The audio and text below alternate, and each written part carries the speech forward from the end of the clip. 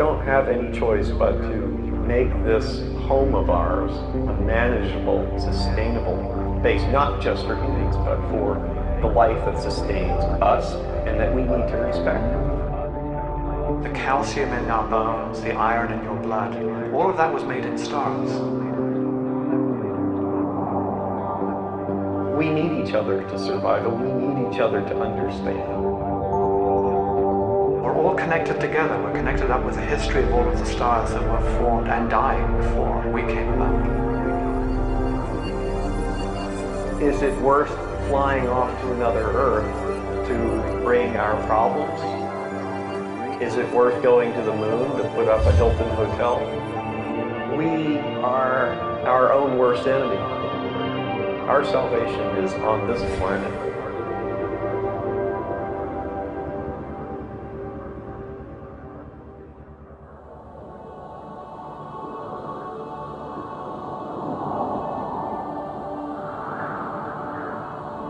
Este lugar queda más cerca del cielo. Y no estoy hablando de los metros al nivel del mar, aunque aquí las montañas están casi a 9.000 metros.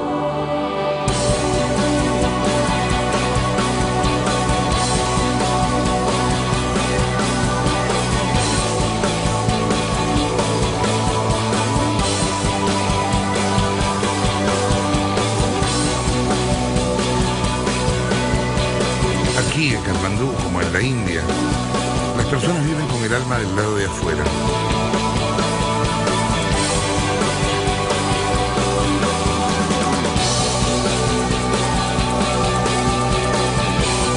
En este lugar, en uno de los países más pobres de la Tierra, vive el hombre más feliz del mundo.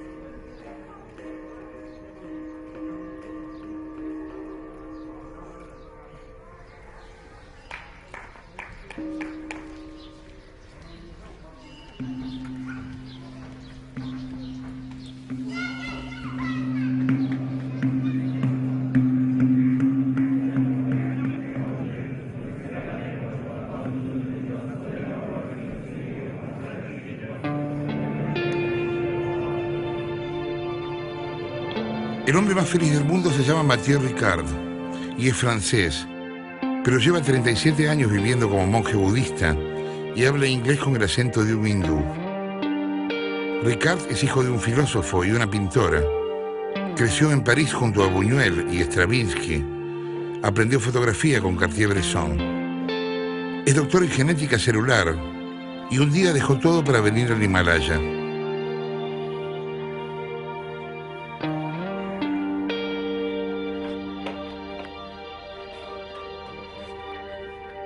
¿Se es más feliz cuanto menos se necesita? I think simplicity is wonderful. Simplicity of mind, simplicity of speech, simplicity of action. You see, the mind, intelligence, can be your best friend and your worst enemy. Matthieu Ricard hoy es objeto de estudio en sí mismo. La Universidad de Wisconsin lo analizó durante meses para detectar su nivel de estrés y para descubrir los efectos biológicos de la meditación en su cerebro. Mientras midieron la felicidad en cientos de voluntarios con un nivel de 0.3, Ricard logró 0.45. Y desde entonces lo llaman así, el hombre más feliz del mundo. People sometimes so complicated, hope and fear, rumination inside, so much trouble. It doesn't mean that you are stupid, but that means you don't fabricate your own problems. So simple life comes from a simple heart.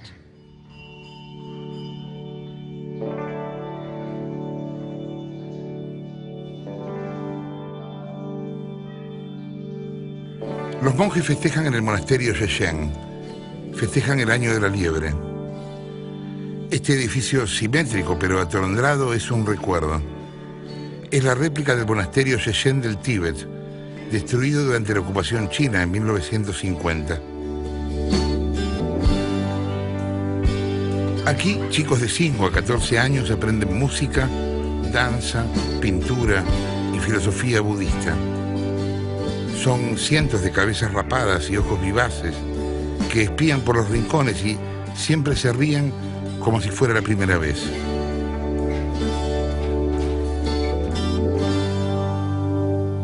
I think in the last 20 years, it became more and more clear our mental state can influence our physical state. Like I've been now engaged for 10 years in some neuroscience research about the influence of meditation on the body.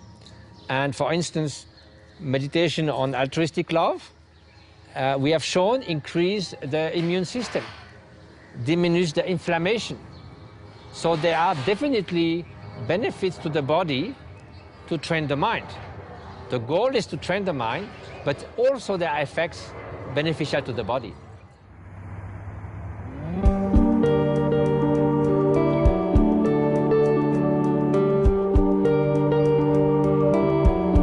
Matthieu Ricard fue un puente, el primer conejillo de Indias que investigó el Mind and Life Institute, creado por iniciativa del Dalai Lama en el año 2000.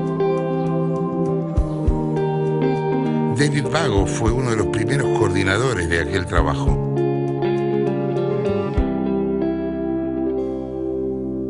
We know that there are specific parts of the brain stem, specifically in the midbrain, that respond to pleasurable stimuli. And from an evolutionary standpoint, this is important because we need to approach things that are good for us and avoid things that are not going to benefit us. The thought alone of anything could cause anxiety of what's going to happen this evening when I have this meeting or this dinner date, or when I'm in traffic later on, I can't deal with traffic. Just the thought alone is what's causing the anxiety, and that if we continue along a trajectory of letting our thoughts be so reactive, they can cause a lot of stress on our system, on our organs, on our mind, on our sympathetic nervous system. And that actually is not good for our immune system. It's not good for our mental health, so not good for our physical health. Meditation means to cultivate, to transform the mind, to go from mental confusion to awareness, to wisdom, to get rid of the mental poisons. That's the goal of meditation. Hay un ruido confuso e infernal, parecen gaitas y tambores, y el mundo empieza a temblar. El ruido es un camino. Con ese ruido los monjes de Yeshen entrarán al silencio.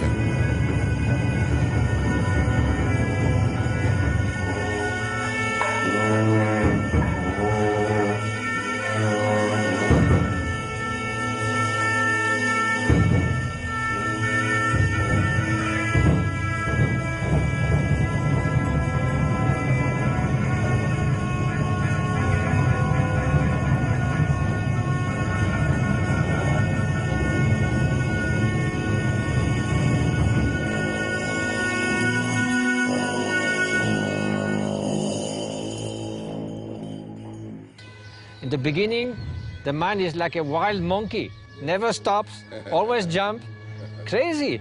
And slowly, slowly, more calm, more clear, still very, very vivid. It's not dull, but clear, and not swayed by all the thoughts all the time. Becomes like sky, and then you can grow compassion, you can grow altruistic love, focused attention, understanding. So there's a process of gaining stability and clarity. Now, if we think about it in terms of the prescription that the Buddha gave in the beginning to relieve suffering, relieve personal suffering, there was a very systematic way of training the mind that he outlined. And that form of training is what scientists have started to use as a very specific methodology that we can study. Happiness is relative, absolutely. We don't have a good idea of what really happiness is. It can be described as just contentment or relief from some other form of suffering, ecstasy, sexual sort of excitement. There's so many forms of how we describe happiness, but it's a very vague concept. We know so much more about suffering and pain and unhappiness than we do about happiness.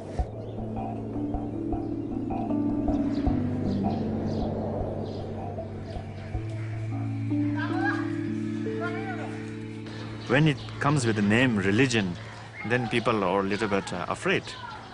If exercising 40 minutes is good for your health, and if meditating 45 minutes is good for your brain, so there's nothing wrong with that, you know. So if they can really find which is their finding, and if they can really find the Buddhist technique can be beneficial for other people, then why don't they, use that and then make more people happier in this world. Rinpoche quiere decir precioso, y es el título honorífico que los budistas usan para señalar a los lamas reencarnados. Rabjam es un Rinpoche. Lo supo a los 3 años, cuando dibujó el viejo templo de su abuelo en el Tíbet, el templo que nunca había visto. Generally, I think world is moving so fast. If we think back 20 years ago, and then we never thought what we are now, not even we imagine. Example like 20 years ago, we never thought everybody will be walking around with a telephone in their pocket.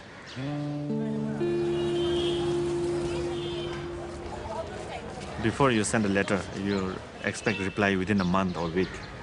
And then the fax came. People expect you to reply within 2-3 days. And now email. If you don't reply the next day, they say, what's going on? So even there's more communication, more fast advance, people have less time. I don't know how much it's really helping for the happiness or well-being of the people, all this so-called fast development.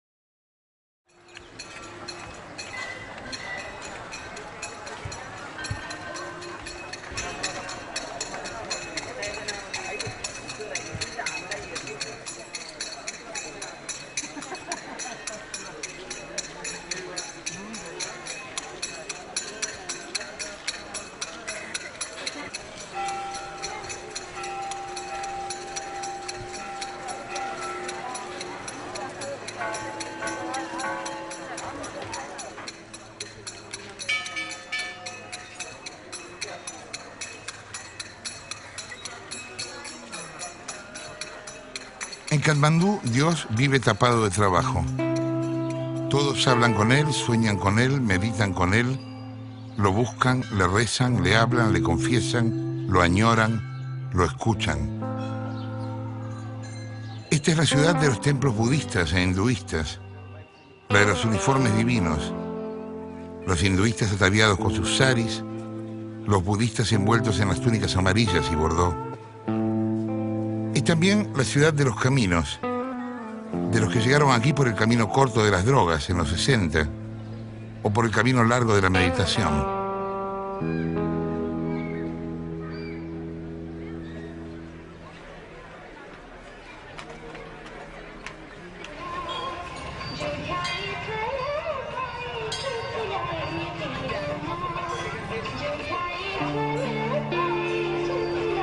La Plaza Durbar es la capital exagerada de la fe.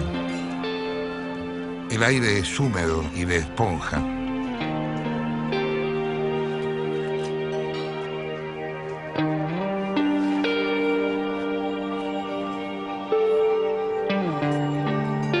Hay incienso y fuego y gente y más gente que se tropieza en su camino al paraíso.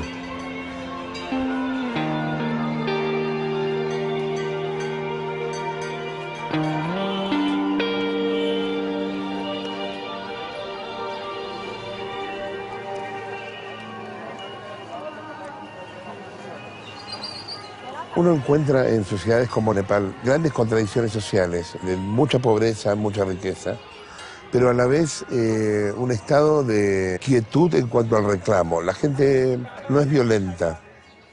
La religión en ese caso funciona como catalizador de esa violencia, evita que esa violencia suceda. At least in a Buddhist environment, like or in an Eastern environment, I think the people are trying basically, because it's less individualistic society, so there's less space for resentment. It's more based, the villages, the communities are more based on family structure, big families, or cooperation in the village.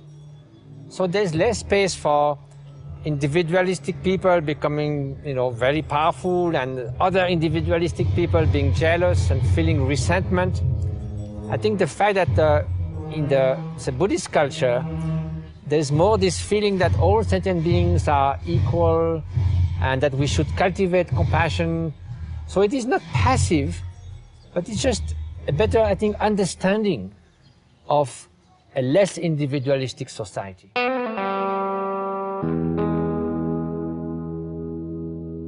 And the second thing, if there is more value to the inner values, the most respected people here are not the rich people. They are the most wise people, the spiritual masters. You don't feel jealous of them. You want to become like them. So therefore, if you see someone very rich, you're jealous because you cannot get that wealth. But if you see a spiritual master, you are inspired, and you get this teaching and you can become like him. So instead of being jealous, you feel inspired by that person. So it's a different process.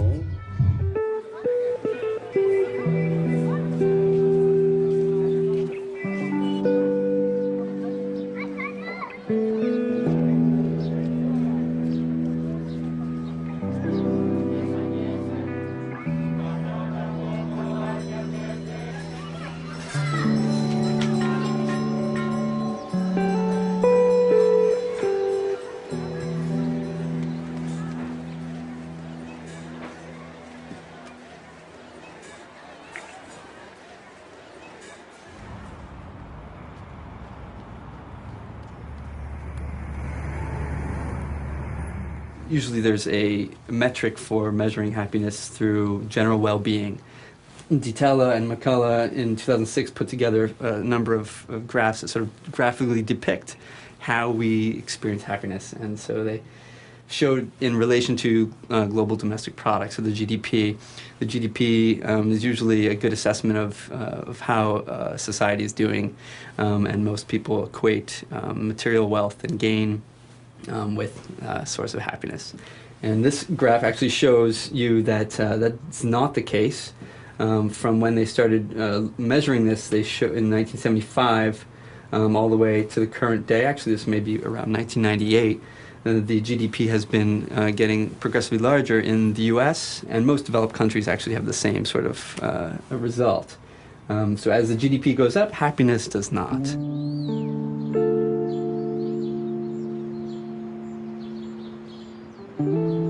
Material wealth, things like money, things like a new car, a new job, status. These are all things that make us happy, but they're very transient, they're very ephemeral, they're short-lived.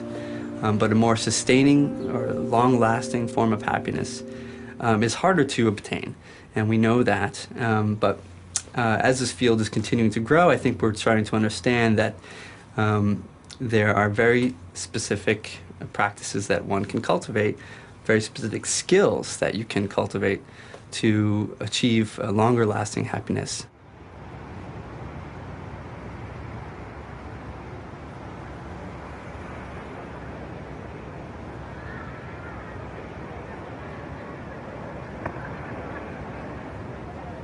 ¿La felicidad tiene que ver con lo que se tiene o con la moderación de las cosas a las que se aspira?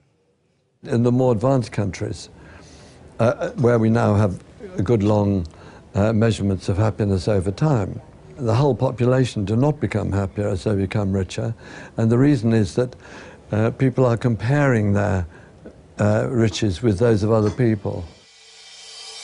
Lord Richard Lyers es economista y lo llaman el zar de la felicidad. Su libro Felicidad, lecciones para una nueva ciencia, logró que el gobierno inglés incluyera la felicidad en las cuestiones de Estado y fue traducido a más de 20 idiomas. There's been this tremendous change in the political attitude to happiness during the last 10 years. I think it would be true to say that until then, nearly every politician thought that economic growth was the most important possible objective for their country. And they have looked at other measures like happiness as alternative measures to the gross national product, which is very much influenced by the fact that we have not had increases in happiness as people have become richer in Britain nor in the United States. And that therefore we should be turning to these other sources of happiness, human relationships, and of course the inner sources of happiness that Matthieu Ricard is very concerned with. These should be the focus if we actually want to get onto a higher level of happiness. Interestingly, this depends on a very critical factor, the happiness and household income. And that correlation, that positive correlation that you see here, is really dependent upon that one critical factor, and that's that whether the relationship that the people have with their neighbors, with their friends, with their peers. If they know that they're making more than their peers and their neighbors, then they're happier. But if they think that they're not making more money than their neighbors, then they're not happier. So that's a very critical sort of point in understanding how happiness relates to income and material wealth, material gain. ¿Qué cosas tiene? My things is, what brings me joy is to take care of 20,000 children with our humanitarian projects, to help 100,000 patients with our clinics. And besides that, I have one pair of shoes. One? And another one for inside. Two? Two. Okay, it looks. I have no house, no land, a small room here, of course, I'm welcome. I have a small hermitage in the mountain, but belongs to the monastery, so I'm free. La identidad de los países se muestra en los silencios y en los pequeños gestos. Tendrían que haber visto, como vi, la actitud reverencial de los tibetanos con sus monjes. Al saludarlos se inclinan respetuosamente, casi hasta llegar al suelo, y el monje les pone la mano en la cabeza como si fueran niños, quizá porque esos son, y luego se levantan y se van felices, habiéndose inclinado ante la sabiduría. Yo me siento nuevamente ignorante, parte de una raza que se inclina ante un BMW o un Rolex. Definitivamente idiota, un frívolo, envidiando a los que no tienen nada.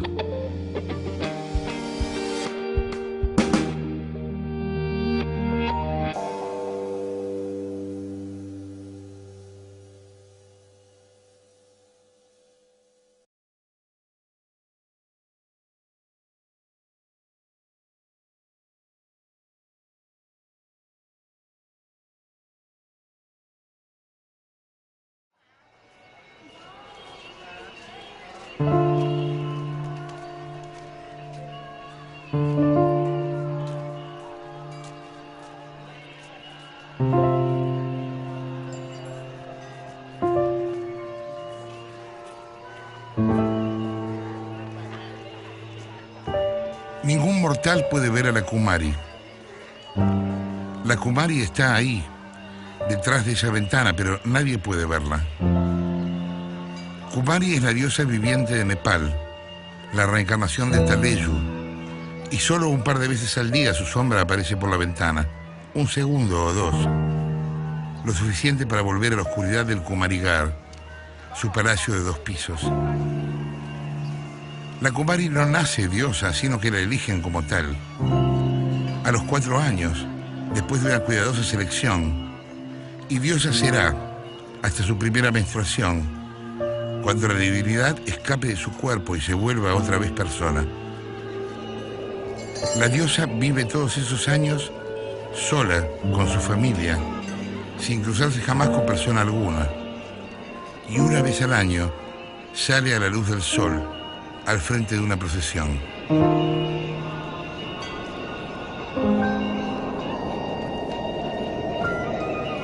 Cuando dejó su carrera para empezar a venir a estudiar budismo, ¿con qué pensó que se iba a encontrar?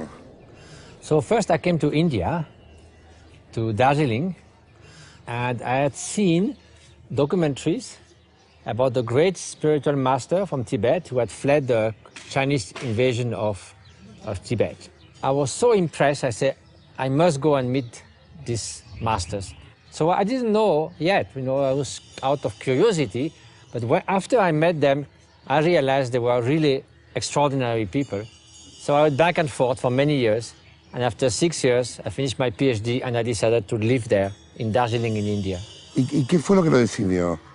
Well, first it was the actual meeting with those very wonderful persons. But there was something about them, it is difficult to describe, about wisdom, about compassion, about this serenity, inner peace. They were the example of what they teach. Matthieu Ricard maneja proyectos humanitarios en Nepal, la India y la región del Tíbet. 16 clínicas y 7 escuelas que albergan 800 niños que viven como nómades en el Himalaya. Su ONG se llama Karuna Shechen. Karuna significa compasión en sánscrito.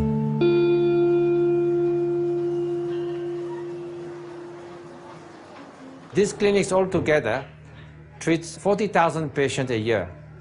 Now we have 10 years of activities, 50 people work here, and half of the patients are treated for free. Namaste, namaste, namaste. So how is today? Little bit. Heavy? So what we try to do with the patient is to develop their capacity of sizing the present moment and just to enjoy the life whenever it's still possible for them.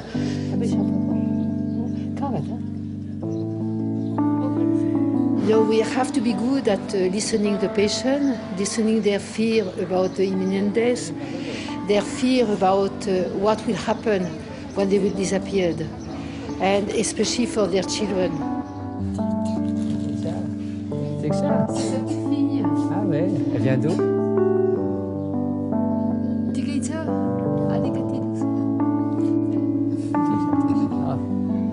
We have allopathic medicine, the Western medicine, and we have also Tibetan medicine, we have dental clinic, we have palliative care, we have also acupuncture, physiotherapy sometimes. It's quite large possibilities for the patient. So this is part of our humanitarian effort within Karuna Shechen, the foundation that now we did 111 projects since 10 years. So this is one of our main projects. Matthieu wanted to call the association Compassion in Action. But this seems too much Buddhist philosophy, so it changed with Karuna Shechen. Karuna means compassion in Sanskrit, and Shechen is the name of his monastery.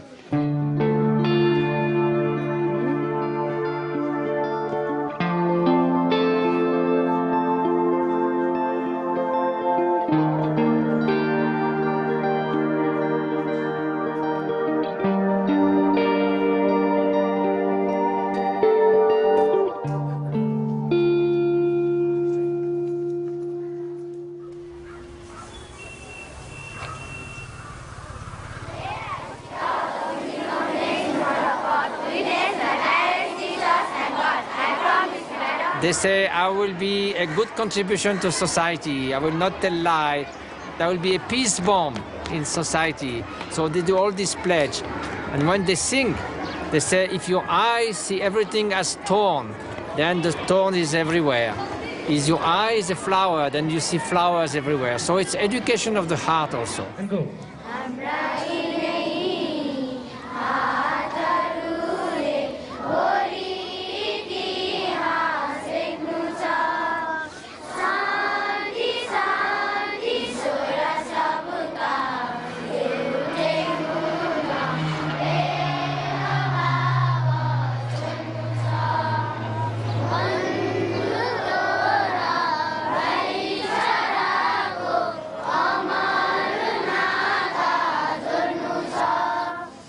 If we will not get education, so it's difficult to surviving in the whole life.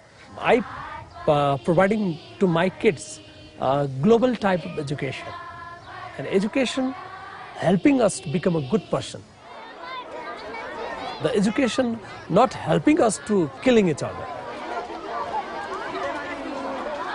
Las escuelas se llaman bambú porque de bambú están hechas.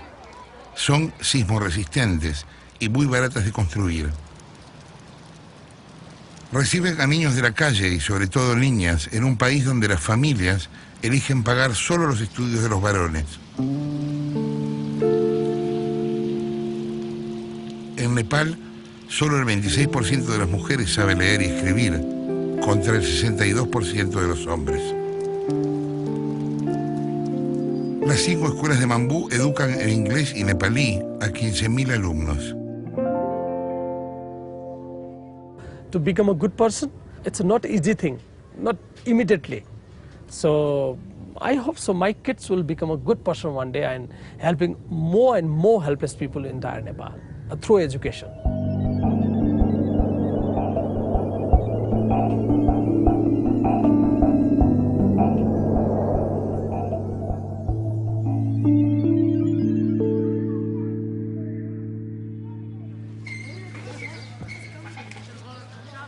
Compasión es una palabra difícil porque en español se tiene compasión por alguien inferior. ¿Usted habla de compasión en el sentido de hermandad, de fraternidad? It is the same problem in French. Okay. In French, compassion is like pity, so very different. In Buddhism, the root is altruistic love, the wish that all sentient beings, not only human, but all living beings, find happiness and the cause of happiness.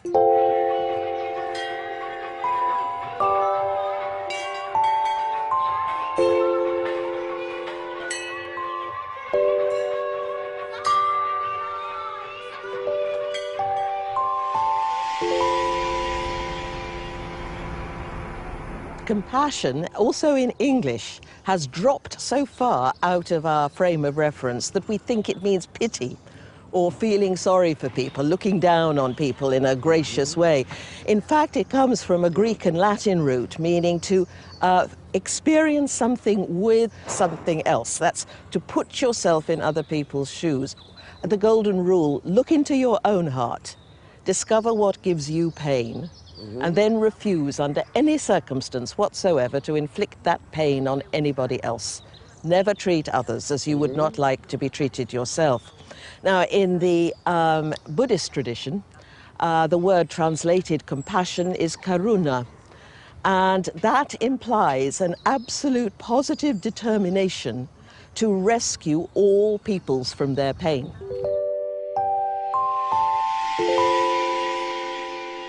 So now, when this benevolence, this altruistic love, not just for the dear one, but for everyone, meets with suffering, then becomes compassion. So it's very deep, because compassion wants to remove the deepest cause of inner suffering. That sort of ability, empathy, for example, to empathize with someone, or compassion, to express compassion, to cultivate compassion for another person's suffering. Those seem to be eliciting areas, activity in areas of the brain that are very widely distributed through the brain. But I think we're starting to realize that the lasting form of happiness is no longer related to oneself, but to ourself in relation to everyone else.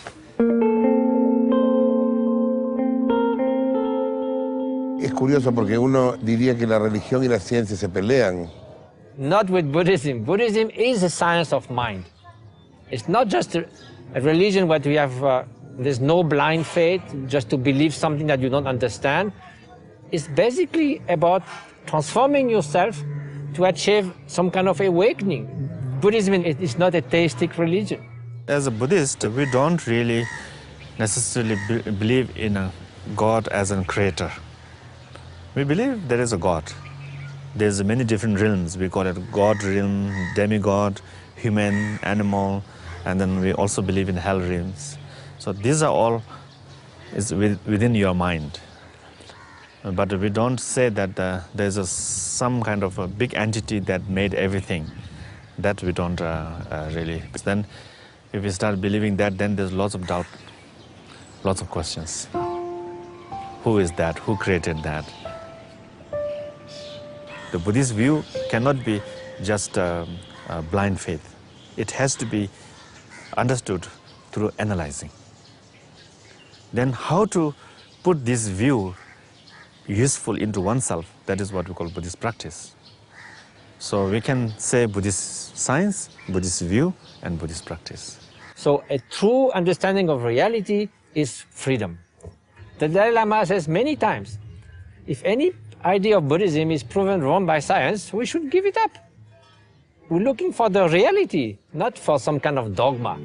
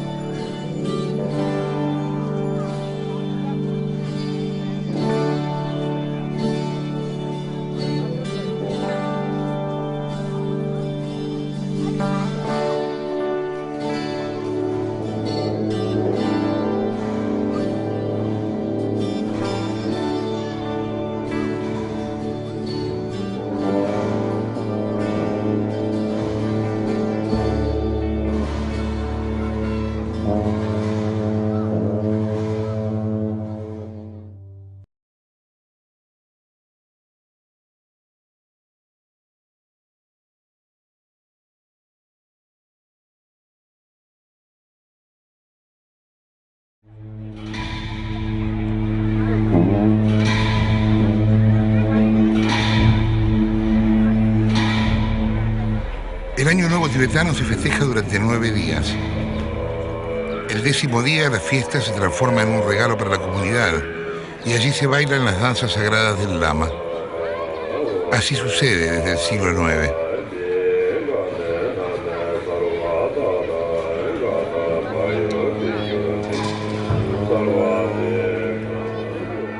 Every aspect of the costume, there was mask of the objects, is symbolic. Some are symbolizing the transformation of the 5 poison of hatred, attachment, jealousy into 5 wisdoms. So everything has a meaning, and it is a projection in the outside of inner meditation. It is a meditation, but with gesture.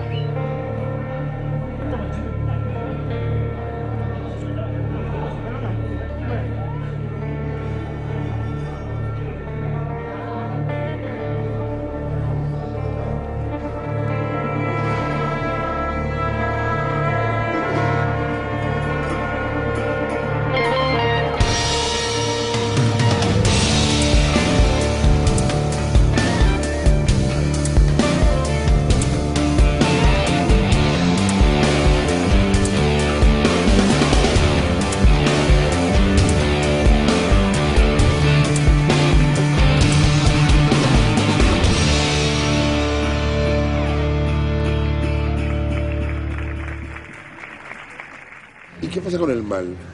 Evil is just the mental toxin, mental poisons, hatred, jealousy, aggression, pride, arrogance. That is the real evil. There's no other evil than grasping to the self and having contempt for others, not having any consideration for the suffering and happiness for others. That's the evil. There's no something outside with hate, nothing like that. Inside, hatred, ultimate evil. ¿A qué le teme? Ignorance, hatred.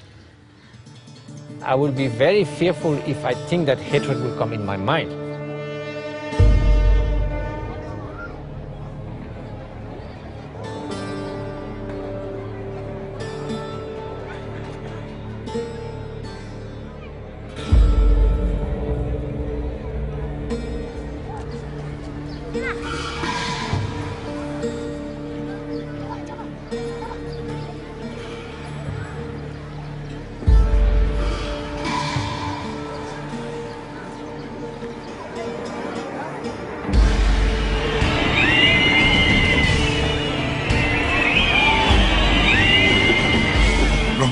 sacan afuera sus demonios para poder desprenderse de ellos.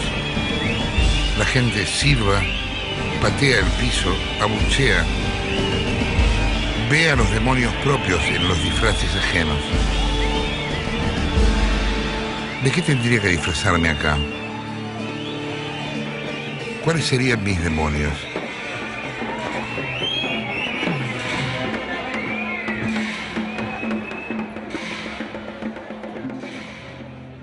¿Qué cree que sucede después de la muerte, si es que cree en algo?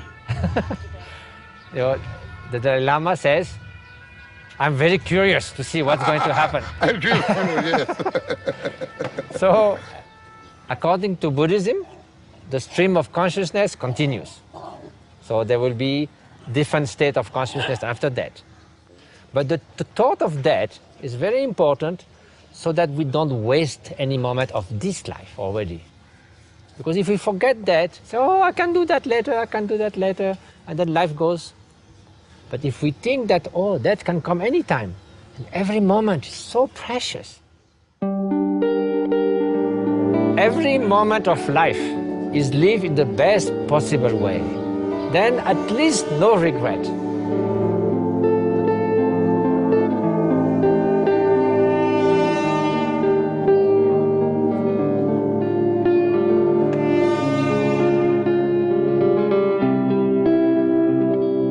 Every living being, not only man, wants to be happy and doesn't want to suffer. Nobody in this world wakes up in the morning thinking, may I suffer the whole day and if possible my whole life. We need not only to achieve happiness, but we also need to contribute to happiness of others. So selfish happiness does not work. Altruistic happiness, concerned by others, that is, I think, a much better mission.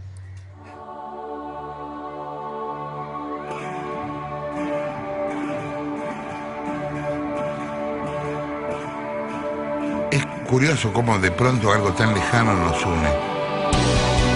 Ellos y nosotros conocemos de memoria los venenos de la mente,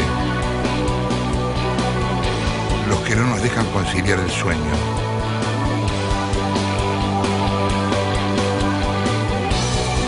Ojalá fuera tan fácil sacarse los demonios así, romper las máscaras, patearlos en el piso, reírnos, nuevos, frente a lo que ya no queremos ser.